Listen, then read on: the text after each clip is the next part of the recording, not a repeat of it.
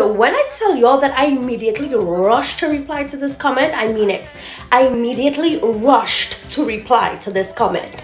It says, being 100% Indian from India, although Guyanese and Trinidadian people have ancestors from India, you may look Indian, but to us, you are not Indian. And to be completely honest with you, I'm very glad somebody commented this, because this is the actual mentality of a lot of people you will find in India, you know. Oh ho! And this is a message for those Indian people that think like that. Let me get something straight.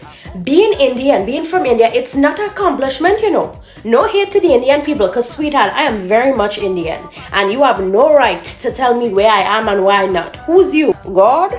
Since the Trinidadian and the Guyanese people and all the other West Indian them, since we is not the real Indian, I want to teach you one of we sayings. Sense make before book.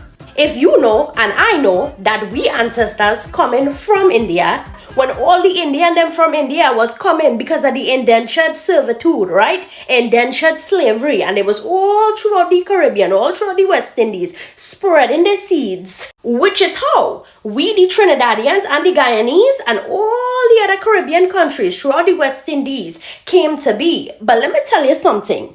We may not be pure Indians or real Indians, Talia, and only we ancestors was the real Indians. When them start to come from India to the West Indies and they mating and procreating, right? Creating the new generation. Let me tell you something.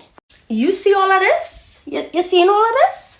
We fake Indians is blessed and highly favored. You see all this thickness going on? Hello, some of we have curly hair, some of we have straight hair, some of we thick, some of we slim.